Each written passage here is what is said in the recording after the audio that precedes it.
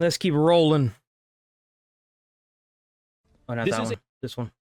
And there is an initiative that There has we been go. aiming to fight back against a lot of these practices that I think really need some big overhaul. And it's Yeah, it's consumer protection laws. This is effectively what this initiative is. At its very core is consumer rights advocacy. It's not about video games. It's not about Ubisoft. It's not about what's in a terms of service of a video game or not. It's really about consumer rights and people having the ability to choose what's going to happen with their own stuff. initiative that I think a lot of you are probably very familiar with. At the end of the day, if they made like a free online service game, to watching, it's only one here. I wouldn't do that. They might take away your view altogether. Well, I mean, like, unless you're like somewhere else. I think that it might show up as a different IP or whatever. I'm not sure how that works. But the consumer laws in the US are a joke. They're absolutely a joke. Stop Killing Games. That would be a good And I've thing. followed it since its inception. I've talked about it on stream Yep. quite a few times, So have I. though this is my first video going over it. Oh. And I regret that now because I see it wasn't going as well as I thought it was. Admittedly, I didn't follow I think it's gone very well. I'll be real. Like, almost 500,000 signatures is a tremendous It success. actually hit where it was supposed to be. It hit its mill. But for those that don't know anything about Stop Killing Games, I'm going to let him explain it in his own words, so that way you can get an actual, correct, informed explanation of what the initiative is. And the reason I say it like that, kind of like fucking all, pinky out, snooty, is because a lot of people don't even really know what this is because of people like Pirate Software completely misrepresenting. Oh. I bet that was a big one. Oh. Like a nail in the coffin right there. Staking the vampire. Oh, jeez. They bringing them up. What the initiative was. As a refresher, Stop This Killing is the Games guy that made the initiative. This is Ross. consumer movement to stop publishers from effectively destroying video games they have already sold to customers. That's right. I'll pause right there. Again, it's not a problem if you don't have to pay for the game. It's whenever you have to pay for the game that it becomes a problem. Like, if you want to make an online-only game, great. But be aware that there should be consumer protection for it. And The simplest, bare bones, birthday suit, Yep. butt-ass naked Easy. explanation Simple. for what this is. Stop destroying things. The initiative for Stop Killing Games is to serve the purpose of stopping companies from killing games. yeah. Like end-of-service games. I can see that. Yeah. Yeah. That makes sense. That people Yeah. have paid money to own. Yeah. Okay. I think that is a very That's the issue, is that there are online-only games that are free, but when you pay for it, there is an expectation there that is not fulfilled. Like, for example, Concord that launched and a week later closed after you spent $40 frickin' on it. There's an expectation there. You paid money for this product, and they can just so easily... That'd be like if you bought a car, and then they rolled up in your house and took your car, and then the court didn't do anything about it. understandable, like, very reasonable take. Mind-blowing, right? Real- Whoa! Jump to a different spot in this video because I think it's important to have this in the beginning because it's something a lot of people have heard that comes from someone that is just wrong about it. It's the Pirate Software portion. Ross is addressing... Oh, the there's video that name Pirate Software again. Made many months ago. I remember watching this. Ross even says that he didn't plan on doing that because he didn't want to be seen as using this for drama farming because it would start to make That's the what I do. movement look less of like a legitimate Yeah, that's my initiative and job. more of just like drama slop Bullshit. content type thing. But he finally starts talking about Pirate Software here Uh-oh. because it's at the end of the life cycle of this initiative and it's not looking promising. So No, he's willing not to at all. try and set the record straight and hopefully start getting more momentum back to the movement because the damage Pirate Software did to it through his video was substantial. And I remember this video was actually one of the first points where Pirate Software's audience... I have that. I have that. What the fuck? What the fuck? Bro, I have that same one. Oh, I dropped my mouse. I don't care. That I think really Whoops. needs some big overhaul. Refresher, And there is an initiative that has Uh-oh. been aiming to Hold on. Pirate Software. It's at the to try and set the record through his Fuck. Like back then, people were very positive about him, and that video was one of the first points of difference that he had with his audience. You guys remember this? not It's a big understand what Stop Killing Games is. Dude, he made that video and it jacked him up. His words. Okay, that's fine. I seen a little bits of that video and I was like, dude, what the hell is this? This is stupid. Understand the Stop Killing Games There we go. initiatives SKG. is basically we don't want single-player games No. to have DRM that the developers can turn off and thus render the single-player games inactive anymore. This is what they want to change. They need to be specific that they're talking about single-player games that do not need a server to support them. No. And as much as they want it to No. be about Just no. specifically games, No, if there's guy. a single-player game that has always online functionality, it would impact every live service Sunset. game that exists. No, Instead it of just wouldn't, targeting though. single-player It's only going to affect end-of-service games. That's all it would do. That's not what it said at all. It said that it would only affect games that were attempting to go out of service. It doesn't make any sense. always online games. No, that's not what it is. No. Stop Killing Games includes single-player games, but nothing about it is specific to them. He completely made that up, and I have no idea where he got that impression. It's the first line on the website. Stop Killing Games is a consumer movement started to challenge the legality of publishers destroying video games they have sold to customers. Damn, there it is, huh? It includes all this stuff from earlier, and he was mostly talking about the initiative. Yes. He didn't even get the Cliff Notes summary right. Ross is correct. This has nothing to do with just single-player only games It's also that multiplayer. require an online Sure. connection, that when the online connection is severed, you lose access to the game. They need to be more specific in their language. They do. about being single-player, always online. No, it's... He even stated this several times that the whole point of this was to bring it to their attention, not necessarily to solve the problem. When that's just not what it's about. Like, they're not being specific about that because that is not what they are specifically targeting. It's the most It is clear-cut about the whole case, but practice yeah. of destroying games that consumers have already purchased and having no end-of-life plans for games that are being sunset. So, for example, The Crew. The Crew is an example everyone The is Ubisoft going to one, reference yeah. and talk about because Yeah. Ubisoft is still currently in a lawsuit battling against it for what happened with this game. Yes. I've yapped about it quite a bit, so I'm not just going to regurgitate that. I'm sure a lot of you already know the story about it. But basically, you buy The Crew, Ubisoft pulls the plug on the servers, you can't play The Crew anymore, now it's just an old wet dream of what Right. once was. Yep. And they are facing a lawsuit, and while this is in And the that's reasonable. It's fucked up to pay $60 for a game and then they just pull the plug on it and take that back and then not reimburse you your money. That's bullshit. Stop Killing Games, it is not the only thing Stop Killing Games is referencing when it comes to this practice.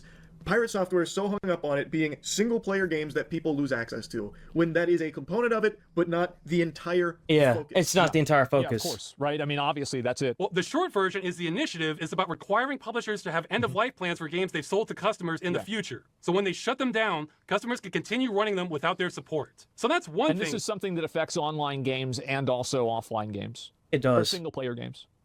Thor doesn't understand. Yeah. But he also seems to think this is about converting multiplayer games to single-player. Transitioning That's an not entire even what it states there.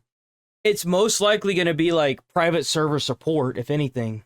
multiplayer server-side game into a single-player video game, which means rebalancing the entire experience around Even though it doesn't say that at all anywhere in the slides. rebuilding everything in the entire game. How are you going to do that with Final Fantasy 14? You're just Property rights require publishers to give up source code, require endless make all the raids support. solvable? Imagine the day that World of Warcraft shuts down, and suddenly you have to make it a single-player game for every individual that ever bought the game. That's what they're asking for. No.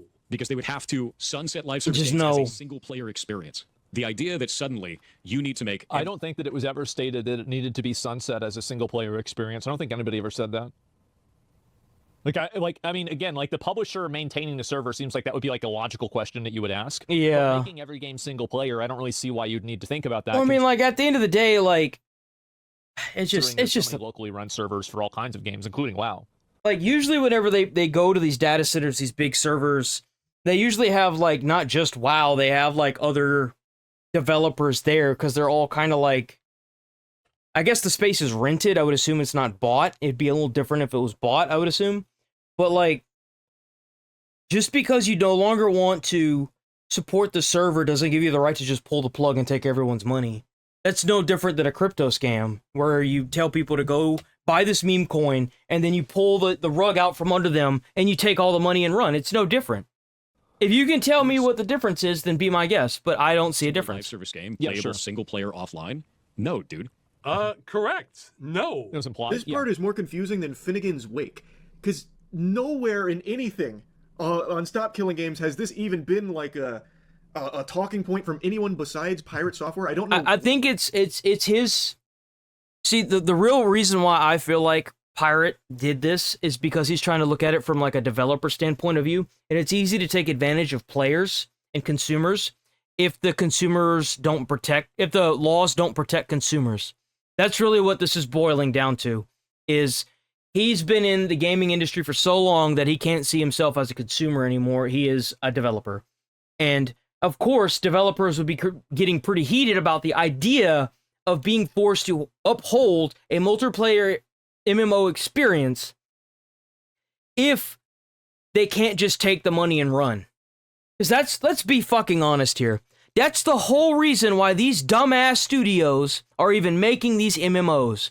That's the only reason why these games are doing these multiplayer games that are all online only and charging you $40 fucking and another $30 for skins.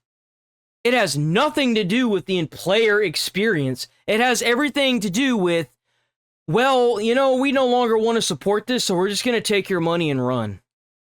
It's a great cop-out is what it is. And right now, there are no protections for consumers for it. That's what this boils down to. It has nothing to do with, oh, I want to make a multiplayer experience. It hasn't been that way for years. And to be quite frank, I don't think it'll ever get that way because they have completely ruined how customers feel towards these online games.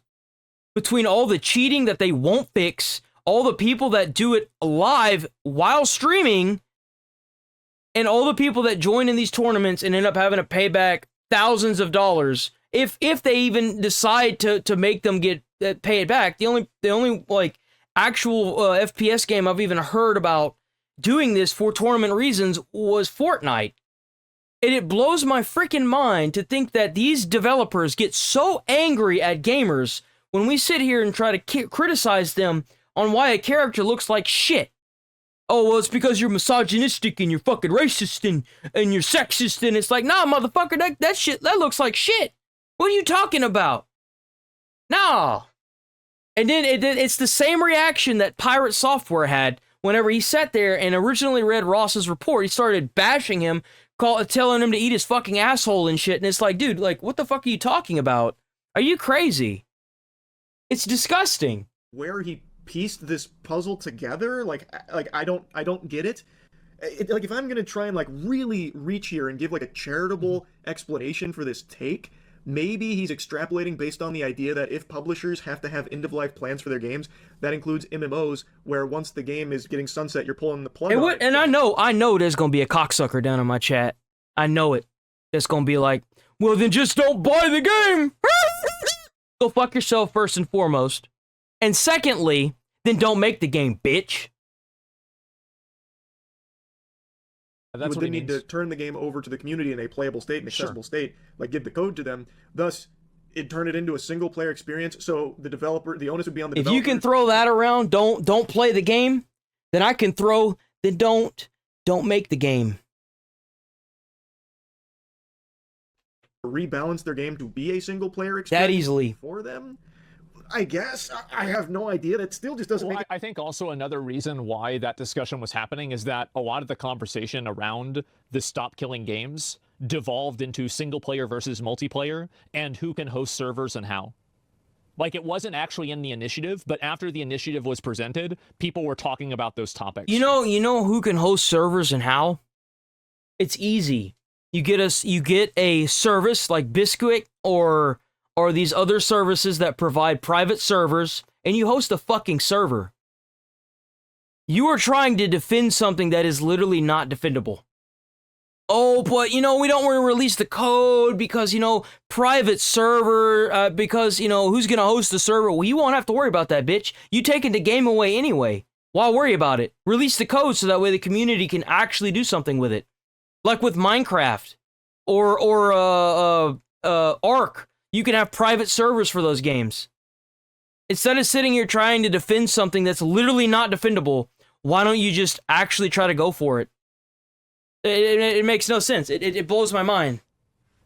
It upsets me so. The tree he's barking up with that thought process, I really don't know, because Stop Killing Games at no point ever says any of these multiplayer games need to be converted to single player. Yeah, nobody said that. that. Really is outlandish. And the more I think about it, like, the more nonsensical it becomes, because even in Pirate Software's hypothetical fanfic there, why would the developers need to rebalance the game?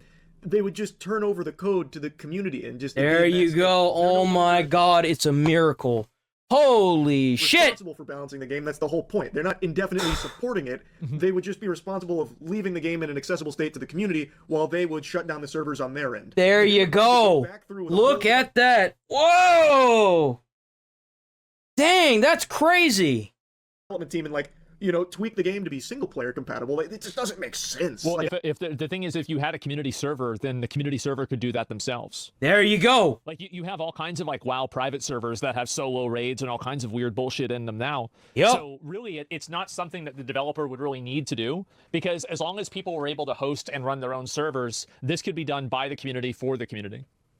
There you go. Look at I that. really Exactly what I just said. Just in a lot more frantic and angrily way. do not understand that one. But apparently Or a lot not. of people Or latched not, onto though. that talking point from Pirate Software as something that Stop Killing Games was asking for and how unreasonable it was. Which, if that's what Stop Killing Games It's not even that unreasonable. If you go and read it, it's not even that unreasonable. It's very reasonable. In fact, one would even say that it's consumer protection reasonable. for it would be unreasonable. Yeah. But that's not what it's asking for. Nowhere in there does it say that it's directly targeting always online single player games. Oh, he's so close. He's so close to getting it. It is vague, and because of that, it will impact. Uh-oh.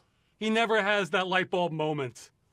Well, he is correct in that statement. It's almost as if that's not what the initiative is asking for. No, I know it's this not. part Yeah, and this is again, this was an outcome of the dialogue around it whenever it came out. Because like whenever this video came out, I watched the same video myself, and a lot of people were drawing a distinction between how would this apply to single player games versus multiplayer games.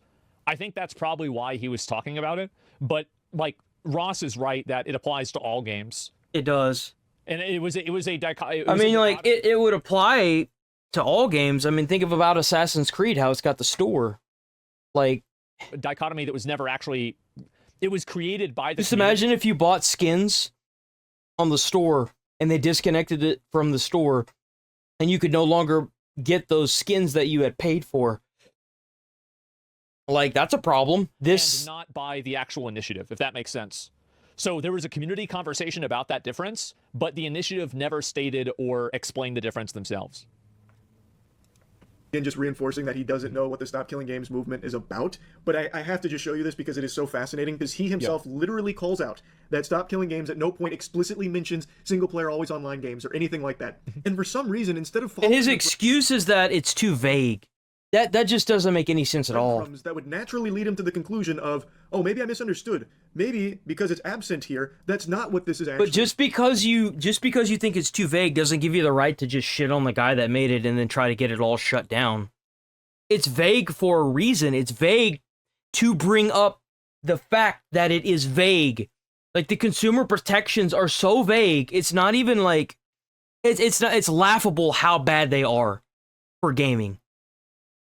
Like, it is no different than if you were to go to the store and buy produce and it had bug poison on it. Well, it doesn't have bug poison because there's consumer protection laws preventing the poison from being on the damn fruit.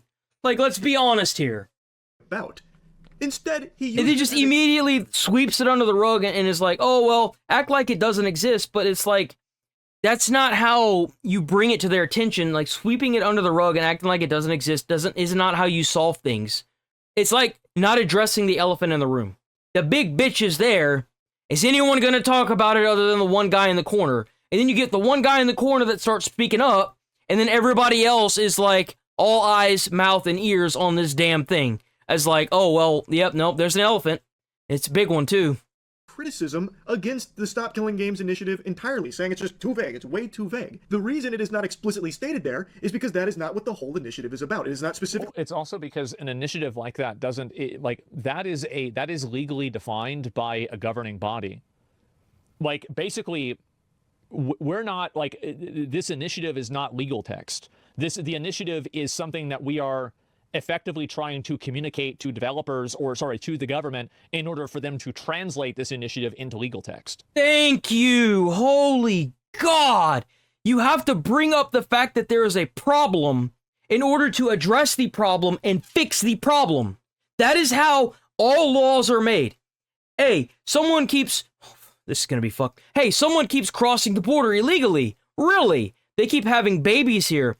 isn't there an amendment for that? Let's fucking get rid of it, because it's a problem.